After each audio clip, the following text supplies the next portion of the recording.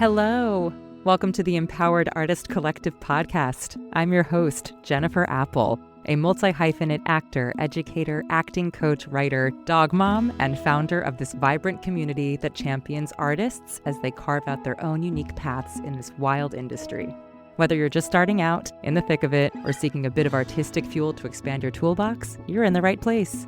In this space, we'll have honest conversations, share actionable strategies, tips, and resources, and delve into the messy yet beautiful journey of living a sustainable, creative life. We unmask the reality of life as an artist, from navigating career highs and lows to nurturing your full human well-being. I chat with women and non-binary guests who share their personal stories, helpful learnings, and hearts to help you unlock your artistic potential, expand your knowledge, and show up fully and fearlessly in your artistry and daily life. Before we dive into this week's conversation, don't forget to hit that subscribe button so you never miss an episode. If today's chat resonates with you, please leave us a review. It helps us reach even more incredible artists just like you. And hey, feel free to spread the love. Share this podcast with a friend or post it on your socials, making sure to tag at Empowered Artist Collective and at @JenniferApple_ so we can chat with you there.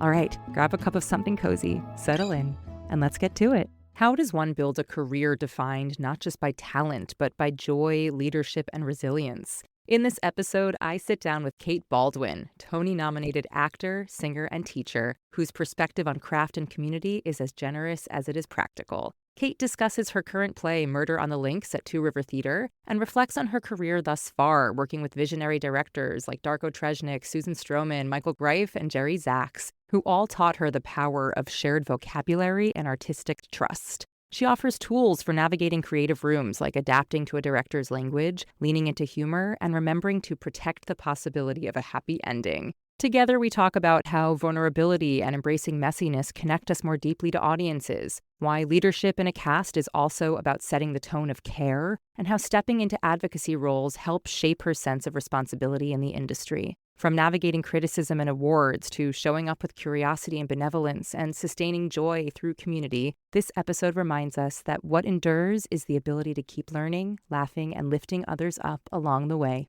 Enjoy. Kate Baldwin, you are in the space. Welcome. Yay, I'm so happy to be here. Thank you so much for having me. Oh my gosh. For anybody who does not know you, which I don't know how they couldn't, but if anybody does not know you, who are you today? Well, it's so funny. I'm so glad that we're on video, and I feel bad for listeners who are not on video because I'm giving you Coastal Grandma today. Do you know about the meme for Coastal Grandmother? Yes. So I have a horizontal stripe in navy and cream, and it's a knit. So I feel like I should be seated on the beach in some sort of lounge chair with at least 3 novels and maybe a glass of Chardonnay and maybe like a little wrap or something. They're making fun of me at rehearsal today because I'm giving Coastal Grandmother. So that I, Kate Baldwin, I'm Coastal Grandmother today. Yes. Obsessed. What kind of book would you be reading if you were on the beach? Yeah. Probably some kind of like romance, something or other. Or maybe a thriller. I love a thriller. Do you know what I just read recently is The Plot by Jean Hanff Korelitz. Have you ever read it? Do you know about it? It's a great thriller. The Plot. I highly recommend it. Is it one of those things that it feels like it can convert into a visual medium, like a TV series at some point? 100%. 100%. Yeah. Because I get into those I feel like if I'm going to spend my time reading and not somehow getting distracted by everything else in my life, I want something that's going to make me feel riveted enough. And so we love something. This will do that for you. I guarantee. Mm-hmm. Great. Your rehearsal that you're referring to, what are we doing? Where are we working now? And then we'll dial back so that people want to hear. But for now, where are we coming from? Today's rehearsal. Yeah, today's rehearsal was at the lovely Two River Theater in Red Bank, New Jersey, where along with 6 other cast members, I'm working on a play called Murder on the Links. Maybe that's why I'm in thriller mode. Maybe that's what I want to hear, because this is an adaptation of an Agatha Christie mystery, just like the best, to the stage. And my friend Darko Tresnjak, the director, adapted this short story, novella, maybe you'd call it. And we're doing it at Two River. I think our first performance is September 13th. Mm-hmm. And how is it for you doing more of a play? Oh my God, I love doing a play. I mean, I'm filled with anxiety because I feel like I will be discovered as a fraud because they're like, what No, what is this musical theater girl doing here? no. Doing a play with us? Quick, sing something. But yes, I'm thrilled to do a play. This is my second play with Darko. Actually, we did Mhm. a production of The Women back in 2008 at the Old Globe in California.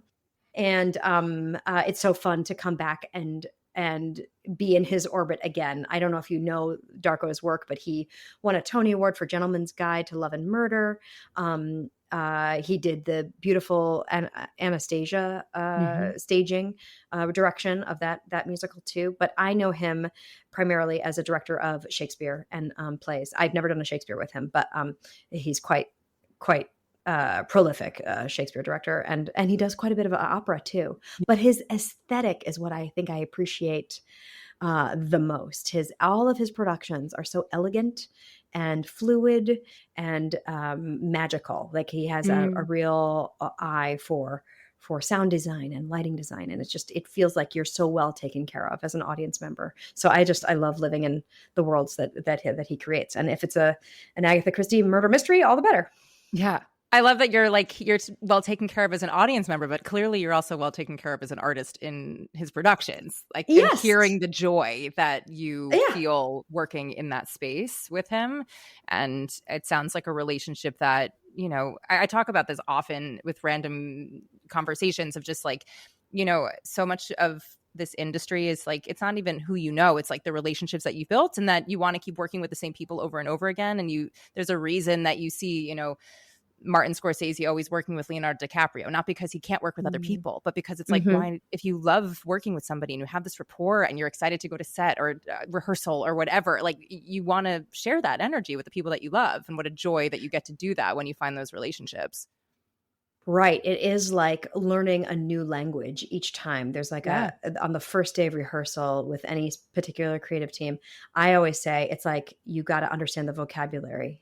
Yeah. And then by, the end of that first week, you start to, assimilate and sort of coalesce into a team, right? A team Mhm. or a family, the cast, plus the creative team, and to absorb the terms that somebody like Darko uses and his rhythm of how he likes Mhm. to have a rehearsal day progress, and Yeah. you just sort of like all become kind of symbiotic about it, and you're co-creating this we're building a world together, right? So what better way to do it than with somebody that I trust and somebody whose vocabulary I already know, or Yeah. 2008 was a long time ago, but I remember going, oh yeah, yeah, this is the way he is, Yeah. he'll talk, he likes this part, he likes that part, he doesn't like this, so Mhm. in order to tell the story in the best and most efficient way and the most enjoyable way, it's really advantageous to have somebody that I've worked with in the past, and to be in their world again. Yeah. You've worked with so many incredible human beings. You mentioned this vocabulary. I'm curious for you in your career, how has that been? And you can feel free to get specific or not, just around the fact that you have, been in many different spaces, worked with many different creative teams, been in various kinds of productions and rooms, and the ability to adapt to that is, I would imagine, in and of itself a skill set. And I'm curious how that has been for you over the breadth of your career to have that adaptability and the vocabulary and recognizing that that is part of the process. Right. Yeah. No, you're so right. You know what I was thinking about when you were talking was that humor is often involved, Mm. and a self-awareness from the director. For somebody like Jerry Zaks or somebody like Susan Stroman or somebody like Michael Greif, they have an awareness of what their catchphrases are, of Yeah. what their particular vocabulary is, Yeah. and when they introduce it to a new group, and everyone then then the company will catch on and be like, oh, right. Yes, this is the part where you say that. Yeah. And these are the things that I've got to remember, and that Yeah. we'll keep coming back to. And then there's a self-awareness when Susan Stroman says, let's go from the top with great conviction. We're doing it again. Mhm. And with great conviction. That's her line that she'll still say. Yeah. And then she'll go whole thing, which means we're doing it all of it, whole thing, with all the, props and all the choreography and all the music, whole thing. Yeah. That's hers. Michael Greif will say, let's go back to the very famous, and then he'll list a line. And so that everybody, it's like everybody in the company will then know what the very famous line is. Yeah. Yeah. Let's go back to the very famous, and he'll have a smile and a twinkle when he says it. He's like, because that is for him, the start of a beat, Mhm. the start of a, not necessarily the start of a scene, but the start of the next sort of emotional beat or the next storytelling beat where maybe a set move is happening, or in his mind when we're in a rehearsal, the lighting changes or something, something like that. I'm just assuming, Yeah. I'm just imagining. Jerry Zaks always had, what I love to impart to students whenever I'm in the position to be a coach or a teacher. Jerry Zaks has this really, really useful direction which you can apply to just everything. And I have it actually stenciled on a pillow. Somebody gave it to Oh, me as a present cute. because I've said it so many times. I And love that. his line is, protect the possibility of a happy ending, Mm. which is a way, in other words, make the positive choice for your Mhm. character. Mhm. You can be sad, you can be angry, but what are you doing about it? And how are you connecting with the other person? That's his other one, always connect. It's Yeah. about affecting for the other person's benefit. What you're doing is for the other person's benefit. And just as in life, if I'm saying, hi, how are you today? And you're like, I'm fine. Even though your dog died, even though you're running out of money Yeah. to pay the rent, even though, you ate something that's disagreeing with you, you say, I'm fine. Because you're protecting the possibility of a happy ending. Mm. And what that does, what I love about that is, because oftentimes in acting class or something, they're saying, well, what are you fighting for? Fight is such a hot word, right? Yeah. I don't, every scene isn't necessarily about fighting. Mhm. It's, you're looking for conflict, right? But conflict is just two disparate points of view trying to solve the same problem. That's what Mhm. conflict is. And so when Jerry says protect the possibility of a happy ending, you're saying my version of the solution for this problem is going to win, and everything's Mm. going to be great, and we will be living in a dream world that I created. And isn't life grand? And Mm. that's what I love about that particular phrase. And that's a Jerry Zaks nugget. Yeah.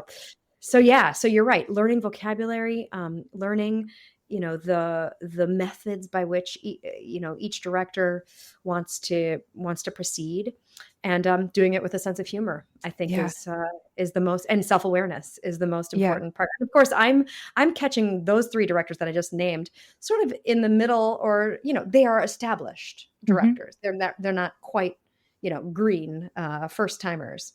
Yeah. They have a something that they've honed over a Mhm. number of years that works really well for them. And so, and Yeah. I have the benefit of like catching them now when they're in their in their prime. Yeah. It's really incredible to hear you talk about that, because as somebody who has watched you on a stage in a non-creepy way, but has watched you perform, That's my job. I As an yeah, audience I member, mean, I watch sure. other people too, and I Yeah, don't and want to feel also like a just creeper. 1,000%. And also, as a fellow actor, like you watch people in their craft, and I'm always fascinated by the way in for folks. And I don't Yeah. mean it necessarily as like, where did you train, and like, who do you follow? Like, it's not that. It's more just like in your body and in your mind and in your spirit and in your energy and in your voice, like, how are you showing up is something that I watch. And it's beautiful to hear you talk about this kind of vocabulary and the things that are sticking out, because what I hear is also what I've felt when I've watched you perform, in that there is a real joy. And I dare to say like levity, because you've played things that have, weight to it Yeah. and depth to it. But there is a real understanding of like, I don't even know how to like articulate this because it feels like a thing in my body, but like if this is the ground, if anybody, people need to tune into this episode as like a video, I think, because there's so many visuals that are happening. To see my outfit and to see your hands right now and your manicure, which by the way is breathtakingly gorgeous, by the way. Thank you so much. It was really a dire moment. You have no idea what the poor woman who dealt with my nails had to deal with, but the bless her, result she was is incredible. fabulous. Thank you so much. You're welcome. But I feel like, there's like the ground and then there's you on top of it. And some people is more of like an integrated head to toe, like there's a fullness around their groundedness, which you have. And it sometimes feels really sturdy in that there's like a weightedness to it. And then there are other people that have that integration, but it feels a little floaty. And I guess I say that because the floaty for me, when I experience it in an audience, feels more joyful. And I guess for me, I hear the joy in the Jerry Zaks phrase that clearly is like a part of how you show up. And it's really kind of wonderful to be like, yeah, there's inspiration that comes from external places that allow us to then show up to be our fullest selves. And if that's something that you're now taking and like imbuing upon other folks, clearly it's something that's like integrated within you. I love that. Yeah, it's just really cool. And what you make me think of when you say things like that is the definition of a sense of humor. Yeah. Because the definition of a sense of humor that I like to hang on to is not, waka waka telling jokes or, being the life of the party. I think what you're talking about is a point of view that recognizes the absurdity of human existence. Yeah. And if you can bring that onto stage with you, those are the people that like I love to watch. The people who know that being human is messy, but also wonderful, but also heartbreaking. Yeah. And to sort of like put all of that in, I'm going to say something that Vicki Clark would always say, the beautiful soup that is you stir it up. Here's your soup, all of those things that you can bring in, but especially that perspective. And especially when working on, something you're going to put in front of another human being and ask them to receive and give energy to, you have to have an awareness of the absurdity of human existence. And that's, I think, and that makes a person more open to whatever, to laugh, to cry, to run and jump and to scream and to yell and fall down, and I'm pretty sure somebody really famous said it first, and I'm racking my brain as to trying to figure out who is the person who defined it that way, an awareness of the absurdity of life. It was probably an acting teacher or something, but I can't think of who it is right now. But that's what you were talking about makes me think about, and that together. No, it's good. And then what you're mentioning right here makes me think about vulnerability, because I think comedy for me is like when it's done so brilliantly, that is also a deep, deep, deep form of vulnerability that I don't think gets labeled in conjunction with each other, because there's something like, oh, we're making people laugh because there's something that we're not talking about, versus when you're actually like really in, wow, this is humanity.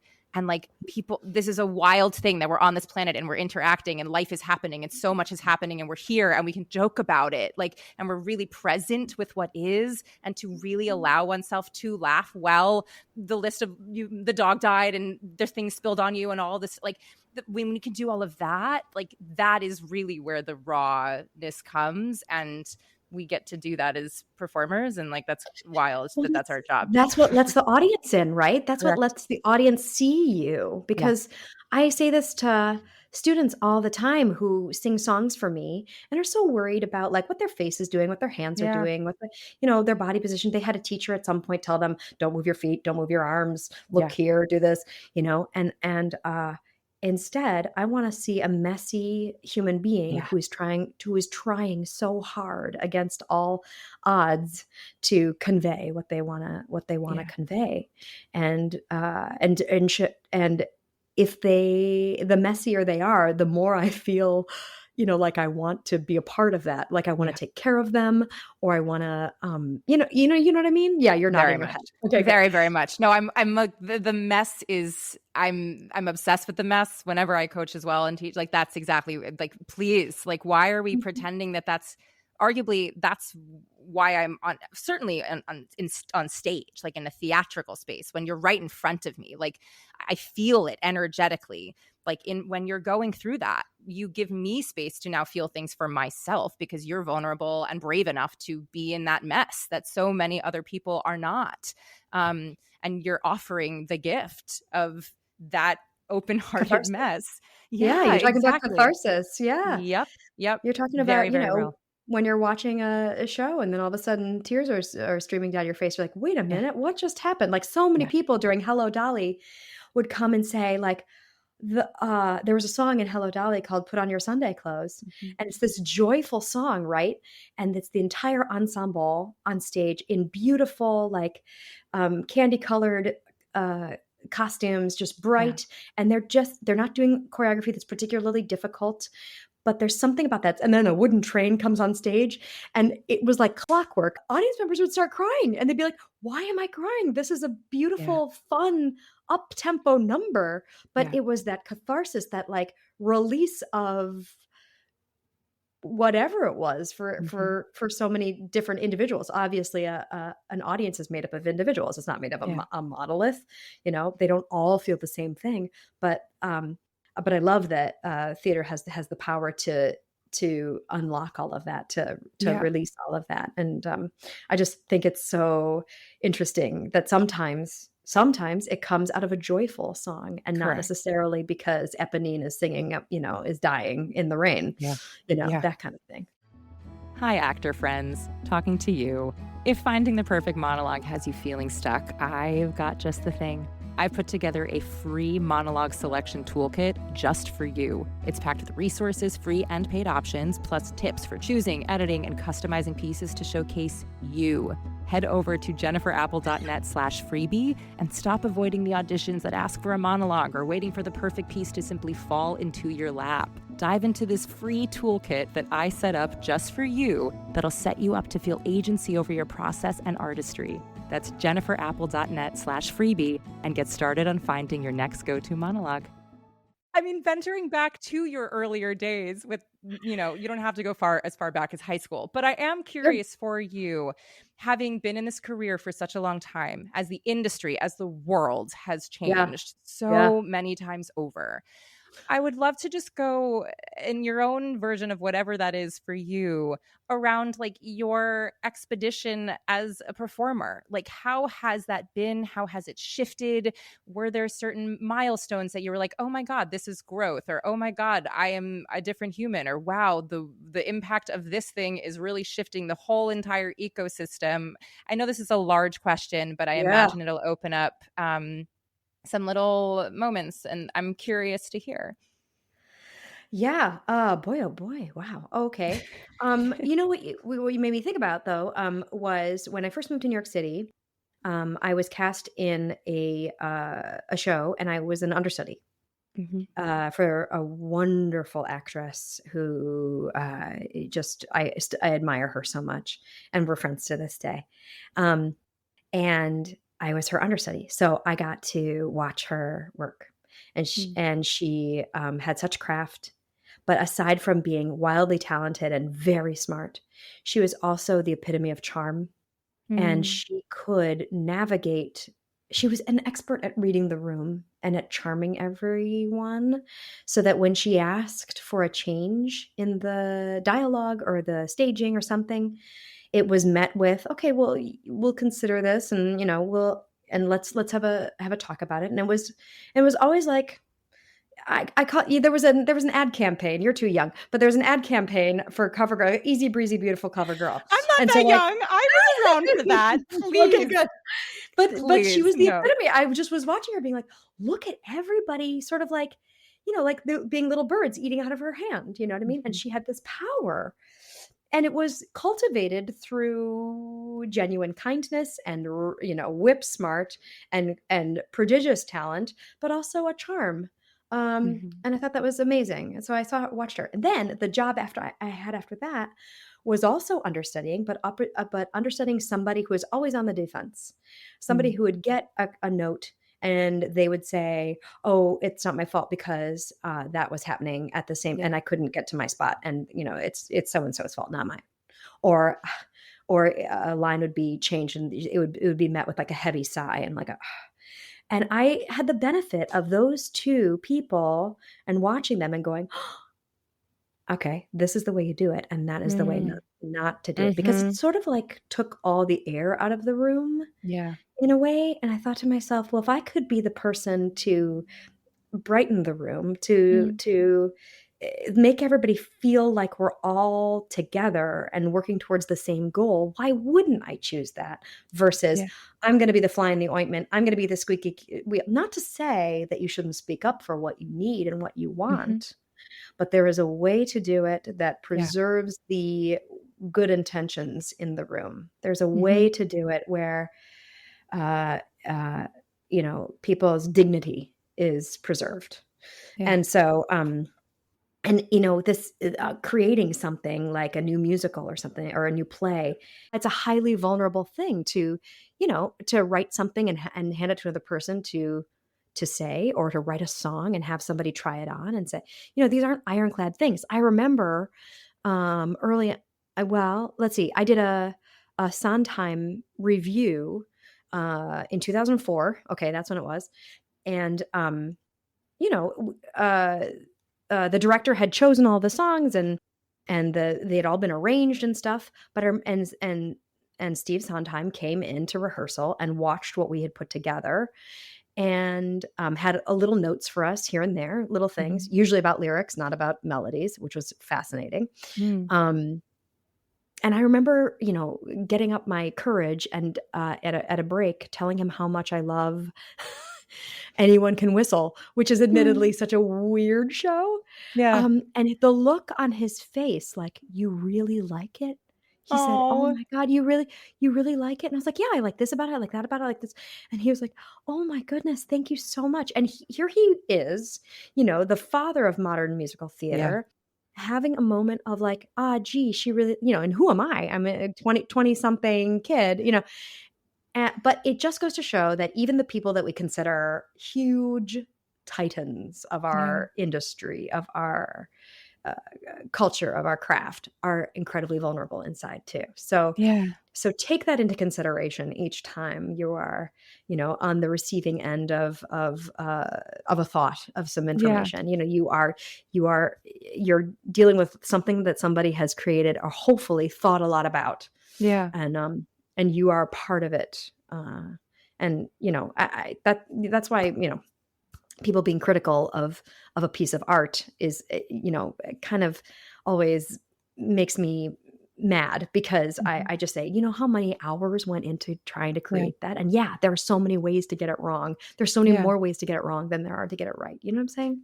Yes, and I also I'm the wrong and the right of it for me bothers me because it's a Yeah. subjective thing. It's completely Yeah, it's like those are we're maybe the not. wrong words to use. I Yeah, shouldn't have but said wrong and right, but no, like, no, I'm not even coming at you at it. It's like you're naming the thing that when people are criticizing art, it's like, are we not? We're not.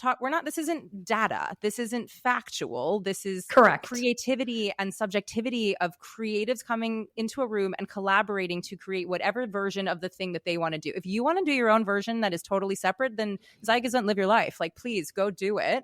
But like, why are you coming at this particular art? You can leave it alone and let it live. Like, this is Right. there's so much Which space. Like, let it, Well, and it also, like, speaks to, like, the absurdity of awards too, Yeah. Oh my God. Like, I mean, it's just, how do you pick one show over another or one performance Yes. over another? It's so crazy, and, Yes. yeah, I just, that I don't like awards, Yeah. but, Mhm. I sure do like it when a person who has worked really hard and created something really great Yeah. gets up there and says something really wonderful with a statue in their hand. I do really like watching that happen. So I Yeah. can't say, "Oh, awards schmawards," which is, something I've often said, but like,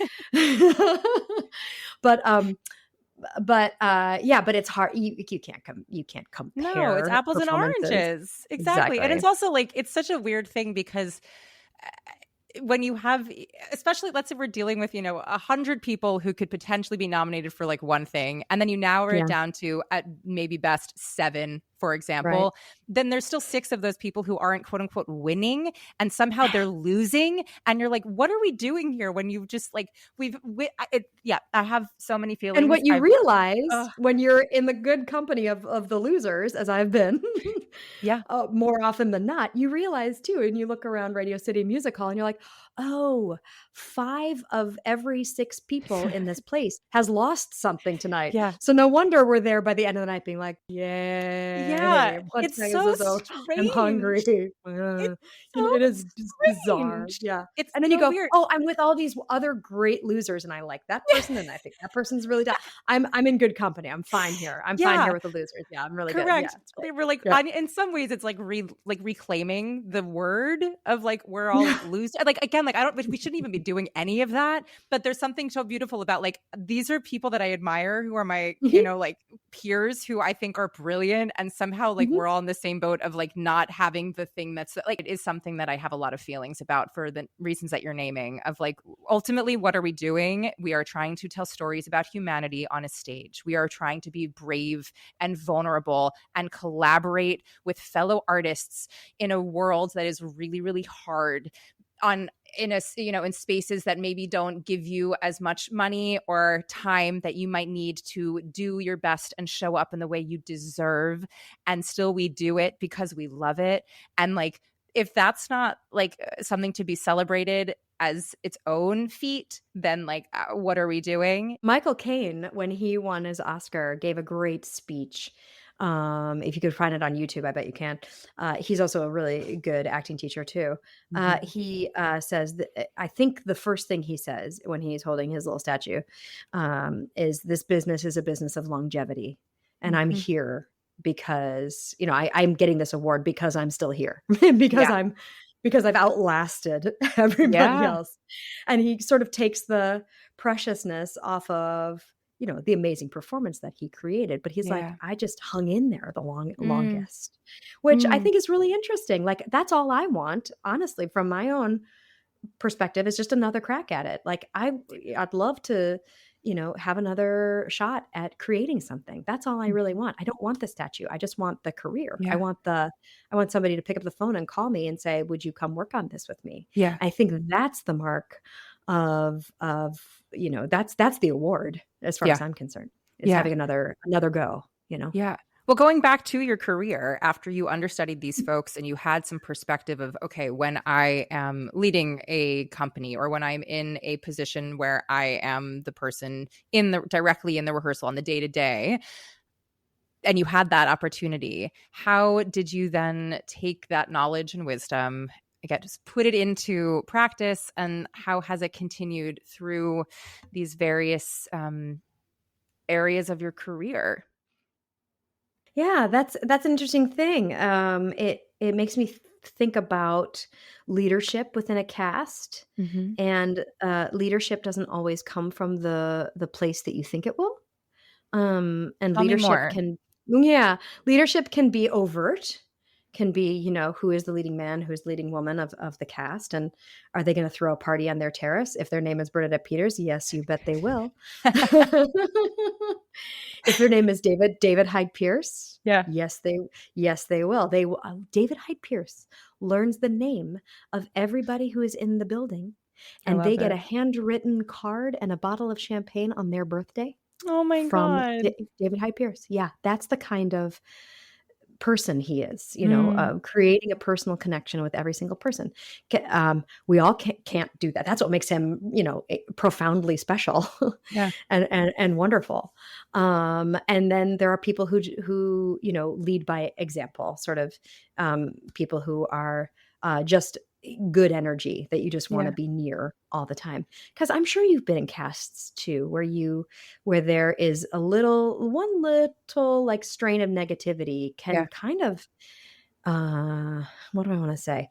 Can kind of blossom and overtake yeah, a generally happy company. And if one little, kind of thorn in the side gets in there too far, it can kind of turn the whole thing. Because Yeah. with this business and doing the show 8 times a week is hard on your body, it's hard on your mind, it's hard on your relationships, and so you've got to make your work environment the happiest that it can be. And I'm Yeah. not talking about like toxic positivity or artificial happiness, but I'm Yeah. talking about a space where we take care of each other, a space where, you're allowed to come in with having a bad day. That's okay. But we are going to do this play together. And if the Yeah. play calls for us to be, aligned and joyful, I want to know that I can count on you, that you're not going Yeah. to bring something on stage with you that is going to disrupt the ecosystem of the Yeah. story that we're telling, Yeah. Mhm. Yeah. Yeah. Those are different kinds of, leadership that starts to happen. And uh, what I've noticed too is in my more, in recently, I mean, I'll say since the pandemic, I've sort of stepped up as like equity deputy more Mhm. often, and sort of trying to be a liaison, a communicator with stage management and casts, especially when the cast is full of young people. I feel like I'm a better, not better. I am better equipped than I used to be at Mhm. at bridging that gap Yeah. between management and an ensemble of a cast of maybe 20 people, and some of whom have done this for a long time, some of whom are new at what this whole crazy business is of putting Mhm. something new together. Because Yeah. boy, oh boy, it can be hard, you Yeah. know.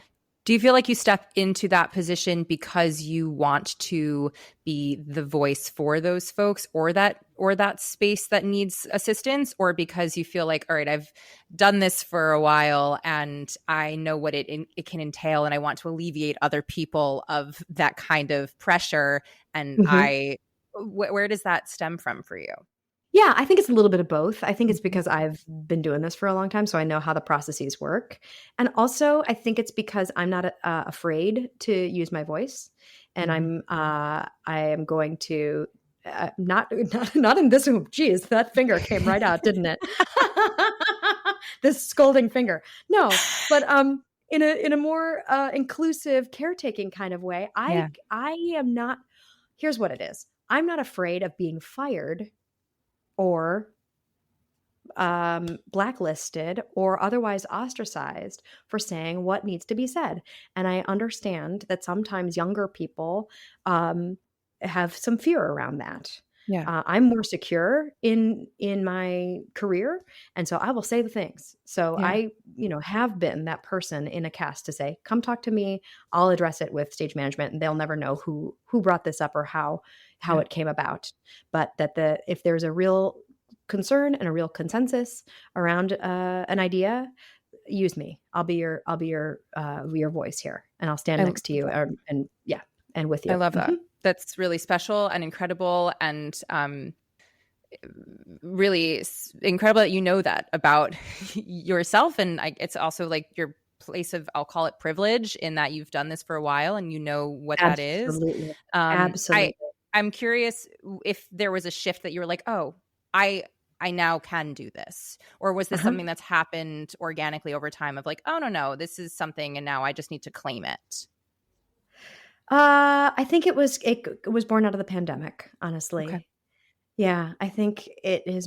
I'm sort of more adept or more drawn to or more I think more about taking care of that ecosystem Yeah. a little bit more so since the pandemic, and just because of all of the the cultural shift, the Mhm. cultural awakening, the murder of George Floyd that asked big questions. Brought to the forefront big questions for Americans in every field. And I Yeah. feel like, I don't know if you feel this way, but I feel like the fields in which the call for social justice was taken the most seriously were the arts and in education. Mhm. Um, and uh, for better, I think it's for better. I was going to say for better, for worse. I think it's for better. Our industry has embraced real conversations about all of it. Mm-hmm. And so I decided that I wanted to use my privilege to help and to be part of it. And that's what I'm endeavoring to do. I'm not saying I'm perfect. I'm not saying I'm doing everything right, but I if I can add to the understanding and the goodness, I would Yeah. like to do that. Yeah. Yeah. Have you been using the same monologue for years? Are you gearing up to apply for BA, BFA, or MFA programs and need pieces for that process? Or maybe you just have no idea where to even start with monologue hunting? I get it, and that's why I offer monologue sourcing. This is a unique process where I find monologues chosen specifically for you. So many artists pick pieces based on external labels like type or for roles rather than finding material that represents who they truly are. So here's how it works. We'll meet virtually and you'll share all about who you are, your passions, values, beliefs, and everything in between. Don't worry, I will help guide you through this process. Then I'll get to work finding monologues that fit you like a glove. With years of experience sourcing pieces for hundreds of artists, I've seen the difference it makes to have a monologue that genuinely feels like you. So, if you want to feel empowered about the monologues you bring into rooms and use for auditions, I would love to help you find them. And because you're a listener of the Empowered Artist Collective podcast, I'm offering an exclusive rate. Head to empoweredartistcollective.com/podcast promo to register and claim the special offer. That's empoweredartistcollective.com/podcast promo. I cannot wait to help you find monologues you absolutely adore. For folks who are, say, newer into this industry and are hoping to have a career as vast and long and lengthy and continuous as yours, what is As Michael Caine. Yeah, exactly, as Michael Caine. Sorry. Amazing. What are some pieces of advice that you would give people nowadays? Certainly in like the world that we're living in, post-pandemic, post-strikes, post a lot of, not even post, during a lot of unruliness and people and pain and suffering. Like, how do we continue to keep showing up for each other and also for the craft and for ourselves? Like, if you had to give some advice for those folks starting out. Yeah. A couple of things come to mind. That's such a good question. I think because we are evolutionarily inclined to preserve our own ego, preserve our own point of view, that especially as a young person, I was more inclined to take things personally. And if I could go back and tell my younger self anything, it would say, don't take it so personally. It's not really about you. Yeah. It's about so many other things. And like, it's about the writers and the directors and the producers trying to put on the best possible show that they can. And really, they're not thinking about you as much as you're thinking about you. Yeah. Does that make sense? Yeah. Like, 1,000%. yeah. And in most, interactions, most people are thinking about, oh God, did I say the right things? Or how does my hair look? Or did I go too far with that joke? Or did I, as opposed to thinking about the other person. Yeah. They're too wrapped up in themselves. So yeah, so I think I would say don't take it all so personally, and also to sort of walk through the world with some benevolence and some curiosity. I think it shows a great evolution of who you are if you're able to ask more questions and make it so much more about the other person and learning something. I know I'm always happiest when I'm learning something. Yeah. As opposed to coming from a place of I know it all. I got it all figured out. Because you guys, nobody does. That's the truth. Nobody knows it all. Correct. And being human is super, super messy. Yeah. And just to embrace the mess. This advice is beautiful because you're coming at it from the human perspective. I think so many young artists are like, okay, how do I become a better actor? Which is all part, yes, the work and the craft is important. And ultimately, like, the thing that can make your career continue is like, you are the thing that you're showing up in all these rooms and these people are meeting you and these systems, these ecosystems, like you are the thing that travels through all of them. And if that part of you isn't the thing that we're investigating in and loving on a little bit more, why even bother doing it? You're the thing, I think. I'm also Yeah. curious for you as somebody who's, you started, I guess, your career in more of an understudy capacity. Now you're, Mhm. in the leading roles of many things, doing more TV, doing plays, you're pivoting, you're balancing, you're originating. How have you been able to pivot? How have you been able to show people that you can do all of the things? How have you, I guess, like, show is like a strange word, but like, how have um you given folks the ability to be like, to see like, I can do all of this and Mm. trust you in that way? I feel like so many folks are like, okay, well, I've been quote unquote pigeonholed in this thing and it's hard to get out and I want to be seen for more. And I have more, I am more. Yeah. That's a tough one for me because my mind first goes to, well, you haven't seen everything that I can do. Yeah. You know I what I mean? imagine I so. still No, that's great. feel I love that. Yeah. and I don't yeah, that makes me a little uncomfortable because, I've been given so many terrific opportunities, but I do want more, to Mm, do. And I don't have an answer for how do you show people what you're capable of. It's just I think, it's really tough. I was listening to, um, Julia Louis-Dreyfus talk on a podcast the other day, and mhm. she's, a comedy legend and a terrific, um, inspiring human, and she says, "I always feel like I still have to prove myself. There Yeah. is no sense of resting on your laurels, especially in this business." And I'd be worried if people did feel like, "Oh, I got it all made. I can rest on my laurels. I could just let it ride." Yeah. I don't know anybody who I'm interested in watching, who feels that way. I think most people are I think if you are drawn to being an actor, you are curious. You want to understand why it is that people do the things that they do, Yeah. and you want to keep learning. So, so I don't have there's no formula. There's no like corporate ladder to climb in this business. I liken it to a Ferris wheel. Sometimes you're at the sometimes you're Yeah. at the top, sometimes you're at the bottom, and Yeah. then you come back to the top again, and then you go back to the bottom again. And, it's as long as you're not hurting anyone or yourself, I think the Ferris wheel will continue to go around again. Mm, I really do. And if you find yourself repeating the same patterns over and over again, well, that means there's something you're somehow stuck and you yeah. probably need to investigate what's going on and take stock of what you're doing to contribute to that, to Yeah. the merry-go-round as opposed to the Ferris wheel. Oh, look what I just did there. That's amazing. Yeah, Yes. you probably don't want to be on the Yes. merry-go-round, but the Ferris wheel is perfectly normal, perfectly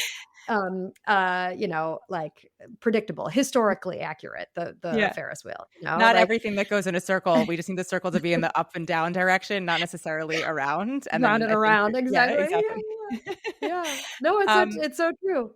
I love it. Looping us back to those earlier parts of this conversation, of which you named some vocabulary that Mhm, then I felt was like mirrored through the way that I received you as a performer and a human. And mhm, it feels for me like the joy of it all, this grounded, integrated joy. What mhm. for you right now is filling you with that joy? Or where do you go to find the joy? How do you continue filling your joy cup?